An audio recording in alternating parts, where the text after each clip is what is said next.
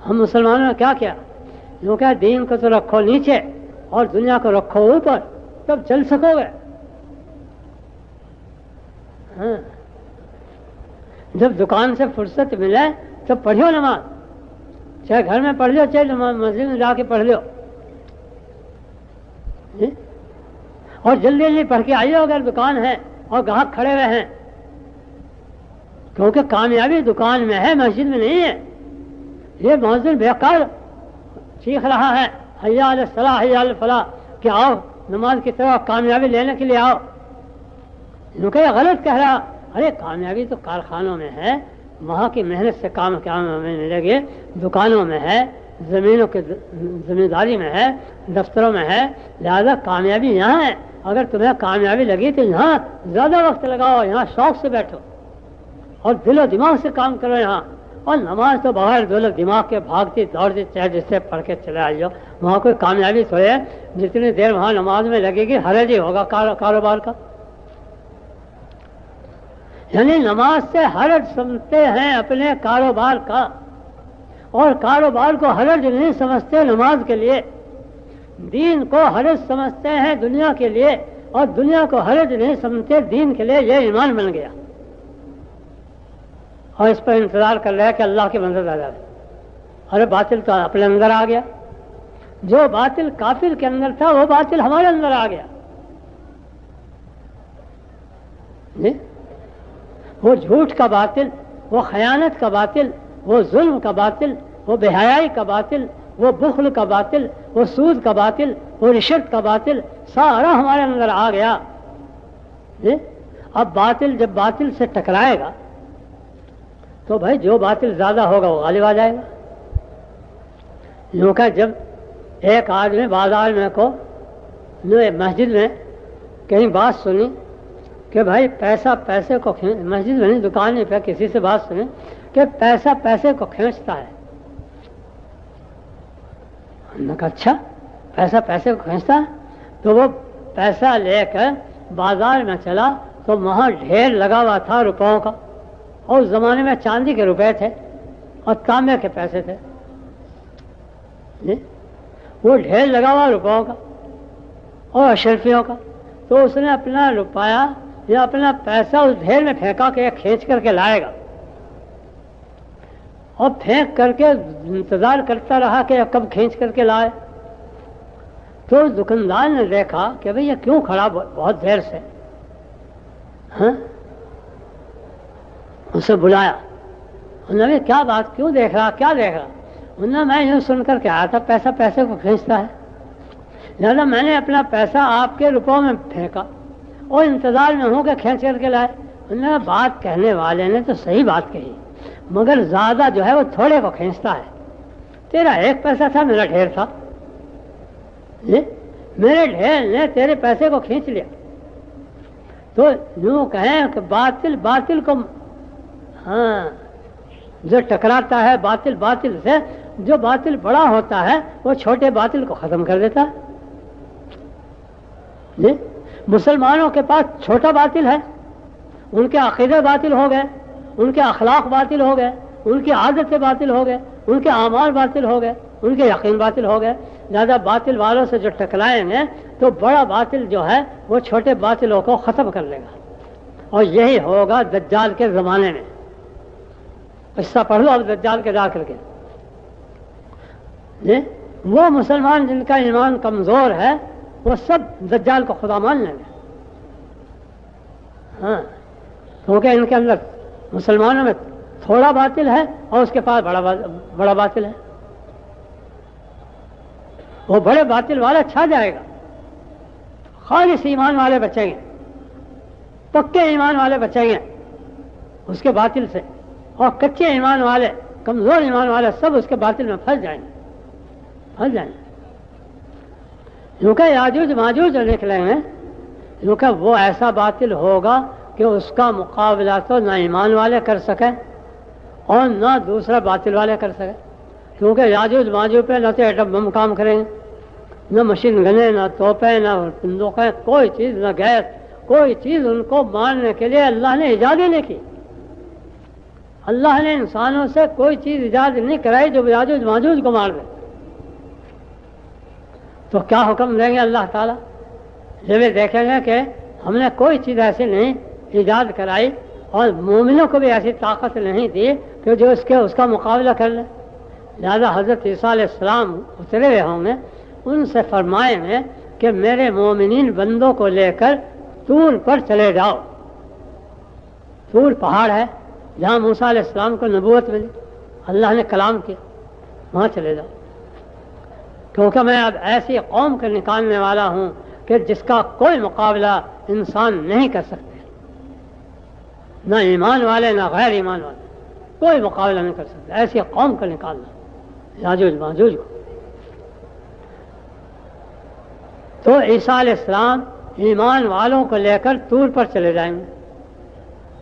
جب یہ حدیث بیان فرمائی تو صحابہ کو ایک مسئلہ پوچھنا پڑ گیا، کہنے لگے یا رسول اللہ ہم نے تو یوں سنا ہے کہ طور پر گھاس بھی نہیں اگتی، پھلدار درخت تو کیا ہوئے ہیں، وہاں تو کھیتی بھی نہیں، گھاس بھی نہیں، وہ تو جلا ہوا پہاڑ ہے جو تجلی سے جلا، اس پر انسان یہ ایمان والے بغیر کھائے پیے کیسے زندہ رہیں گے؟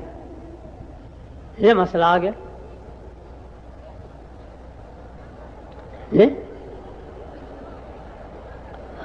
تو یوں کہیں یہ جو انسانوں کا ایمان ہے کہ بغیر کھائے پیے زندہ نہیں رہ سکتے، یہ ایمانی غلط ہے۔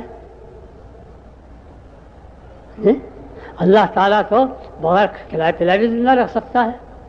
تو فرمایا حضور پاک صلی اللہ علیہ وسلم نے وہاں پر اللہ تعالیٰ تسبیح و تحلیل و تکبیر سے ان کا پیٹ بھر دیں گے، جہاں پڑھا سبحان اللہ الحمدللہ لا الہ الا اللہ اللہ اکبر، اور بس روٹی کا کام دے گا اور پانی کا کام دے گا۔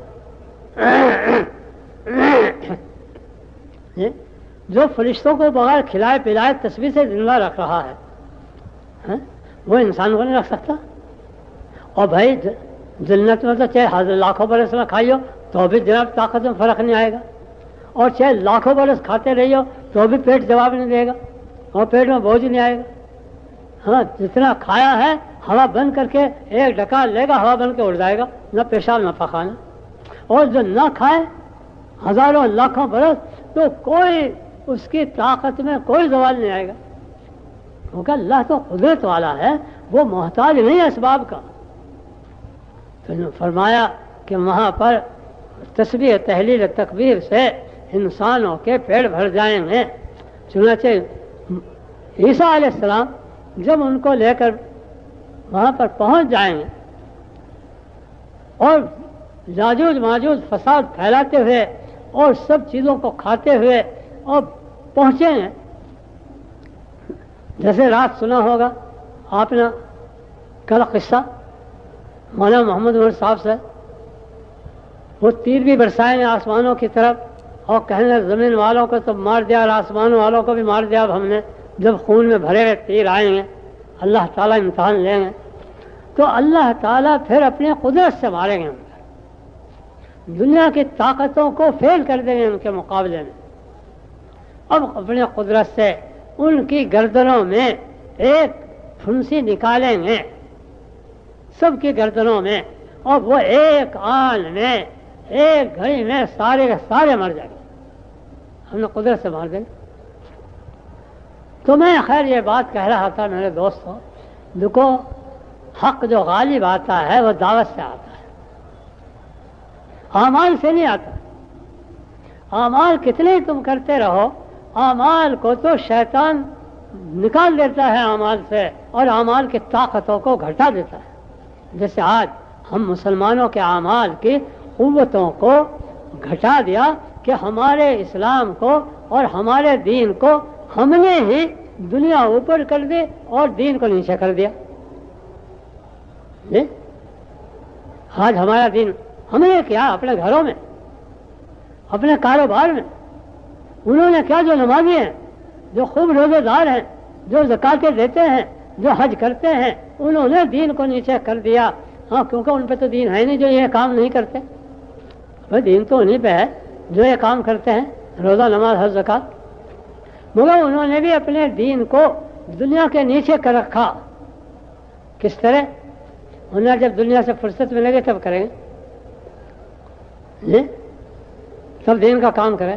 وہ قرآن جب پڑھیں گے جب دکان سے فراغت ہو جائے گی، اللہ کا ذکر جو بیٹھ کے کریں گے جب دکان سے فراغت اور کاروبار سے فراغت ہو جائے گی، ورنہ کہاں ہمیں فرصت اللہ کا ذکر کرنے کی اور قرآن پڑھنے کی. ارے بھائی نماز بھی چاہے بے وقت پڑھنی پڑ جائے اور چاہے 2 نمازوں کو جمع کرنی پڑ جائے، دنیا جب کاروبار سے فرصت ملے گی کر لیں. جب بھی بچوں کی شادیوں سے اور سب چیزوں سے نمٹ جائیں گے حج کر لیں.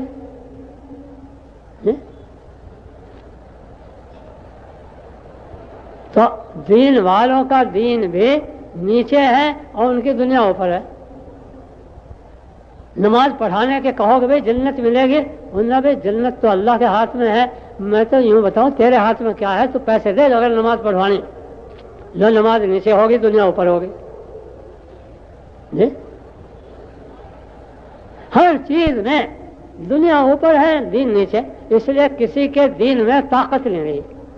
اور دین وہ کہیں اور میرے اندر طاقت تو ہے نہیں، اب بتاؤ تیری مدد کروں کیسے؟ ایک واقعہ نقل کیا کتابوں میں کہ ایک آدمی شرابی تھا، کبابی تھا، اس کے ایک لڑکی تھی، اس لڑکی سے بڑی محبت تھی، بہت محبوب تھی. وہ بچپن ہی میں لڑکی بالغ ہونے سے پہلے ہی کہیں 8-10 سال کی عمر میں اس کا انتقال ہو گیا اور کوئی اولاد تھی نہیں. یہ اس کے غم میں راتوں کو روتا، پریشان ہوتا. تو ایک دن خواب میں آیا. کیا خواب میں آیا؟ کیا خواب آیا؟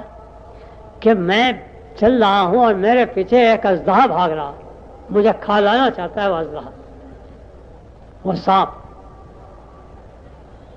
راستے میں ایک بوڑھا آدمی ملا. میں نے کہا ارے بھائی میری مدد کر اور تو اس اژدہا سے، سانپ سے مجھے بچا کسی طرح. اس نے کہا بھائی میں تو بہت کمزور ہوں، میرے اندر طاقت نہیں جو میں اس سانپ کا مقابلہ کروں. لہذا سامنے جو پہاڑ ہے وہاں چلا جا، شاید تیری کوئی امانت ہو وہاں اور وہ تیرے کام آ جاوے آج. کیونکہ وہ پہاڑ پہ چڑھا اور پیچھے پیچھے سانپ بھی چڑھا اور اژدہا بھی. اور وہاں پہاڑ میں بہت سے چھوٹے چھوٹے مکان ہیں، ان میں سے کچھ بچے نکلے، نابالغ لڑکے بھی لڑکیاں بھی، اور انہوں نے شور مچایا ارے اس کی کوئی امانت ہے، آج اس کے پیچھے اژدہا اسے کھانا چاہتا ہے. کیونکہ وہ بھاگ رہا، اژدہا اس کے پیچھے پیچھے جا رہا، یہاں تک کہ ان کے شور کو سن کر اس کی وہ لڑکی جو مر گئی تھی بچپن میں وہ ایک مکان سے نکلی. اور اس نے جو دیکھا اپنے والد کو اور پیچھے اژدہا کو، تو اس نے والد کی گردن میں اپنی باہ ڈالی اور بایاں ہاتھ اس اژدہا کی طرف جو کیا، وہ اژدہا بھاگ گیا اور ختم ہو گیا، چلا گیا. اب اسے دم میں دم آیا. ابا جان کو سانس پھول رہا تھا، تھکا ہوا تھا، خوف تھا. خوف کچھ دور ہوا، ہراس دور ہوا، جان آئے. پوچھا اے بچی یہ اژدہا کیا ہے؟ انہوں نے کہا یہ آپ کے برے اعمال ہیں، یہ جو غلط اعمال آپ کر رہے تھے، ناجائز چیزیں کر رہے تھے، گناہ کر رہے تھے، یہ وہ گناہ ہیں. انہوں نے وہ جو راستے میں مجھے بوڑھا آدمی ملا تھا وہ کیا تھا کہ جس نے میری مدد نہیں کی، میں نے مدد چاہی. انہوں نے کہا وہ آپ کے نیک اعمال تھے. آپ کے نیک اعمال اتنے کمزور تھے کہ وہ ان برے اعمال کا مقابلہ نہیں کر سکتے تھے. جی نیک اعمال آپ کے کمزور جی اور برے اعمال آپ کے قوی. اب وہ کیسے مقابلہ کریں ان کا؟ قبر کے اندر بھی اگر اعمال کمزور ہیں تو وہ وہاں کے سانپ بچھو اور فرشتوں کا کی مار کا مقابلہ نہیں کریں گے. قبر کے اندر بھی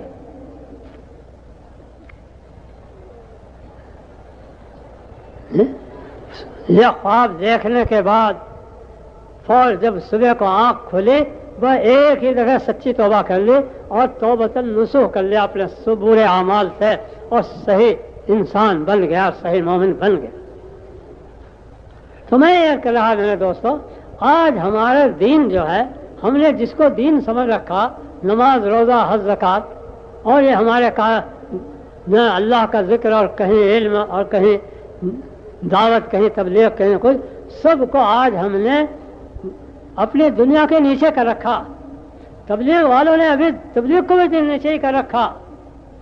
ہاں، یوں کہ جی 4 مہینے کے بعد دوں میں، سال بھر۔ ارے بھائی 4 مہینے کے بعد کیوں دے گا؟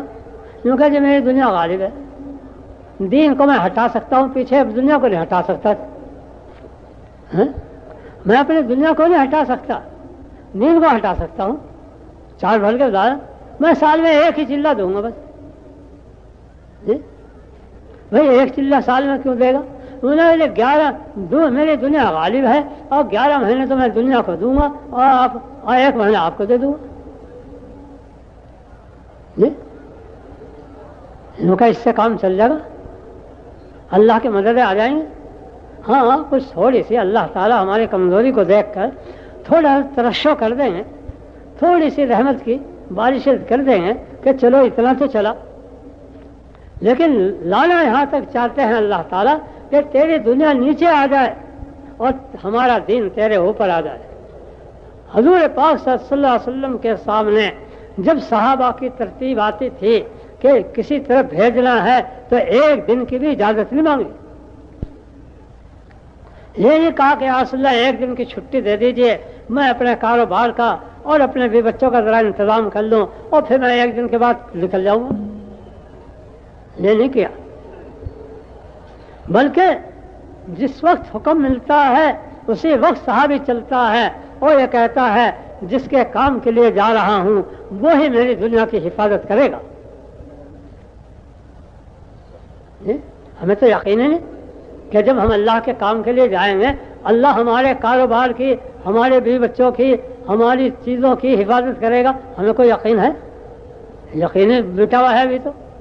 حالانکہ کیونکہ یہ دعا پڑھتے ہوئے جاؤ، کیا اللہم انت الصاحب فی السفر والخلیفۃ فی الاہل، اللہم اصحبنا فی سفرنا واخلفنا فی اہلنا۔ اے اللہ، تو سفر میں بھی ہمارا ساتھی ہو جا اور میرے اہل و عیال پر بھی تو نگراں ہو جا۔ کیونکہ یقین کے ساتھ پڑھو کہ جب میں اللہ کی راہ میں جا رہا ہوں، اللہ میرے کاروبار کو، میری بھی بچوں کو ضائع نہیں کریں گے۔